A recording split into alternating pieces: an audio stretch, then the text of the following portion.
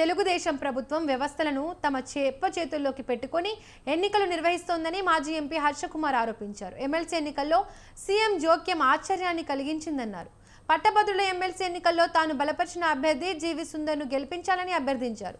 యువత సమస్యలపైన సుదీర్ఘకాలం అధ్యయనం చేసి ఒక నివేదిక తయారు చేశాడని, ప్రజా సమస్యలపై అవగాహన ఉందన్నారు. రాష్ట్ర వ్యాప్తంగా తెలుగుదేశం పార్టీ అరాచక పాలన చేస్తుందని ఆరోపించారు. రాష్ట్రంలో ఎక్కడి సమస్యలు అక్కడే ఉన్నాయని, యువత ఉపాధి లేక అల్లాడుతున్నారని ఆవేదన వ్యక్తం చేశారు. మాజీ ఎంపీ హర్షకుమార్ యూటీఎఫ్ లోని కాస్ట్ కూడా సుందర్కి యాడ్ అయిపోతున్నారు అన్న భయంతో ఈ రోజున వ్యవస్థలను వాడుకుని నిజంగా యూటీఎఫ్ అభ్యర్థికి ఆ పీడిఎఫ్ అభ్యర్థికి ఇంట్రెస్ట్ ఉందో లేదో ఒక చెప్పగానే వెళ్ళిపోయాడంట ఆయన.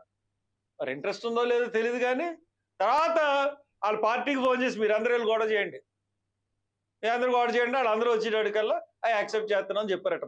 ఎవరు లేనప్పుడు మరి అక్కడ ఏం జరిగింది అన్నది మరి ఇంత చిన్న ఎలక్షన్లో కూడా ముఖ్యమంత్రి జోక్యం కలుగు చేసుకుని ఒక ఎమ్మెల్సీ ఎలక్షన్స్లో చేయడం అంటే సిగ్గుచేటు చంద్రబాబు. ఇది ఒక చాలా నీకు అంటే నువ్వు ఎస్సీస్ పట్ల చాలా పగతో ఉంటావు. ఓడించా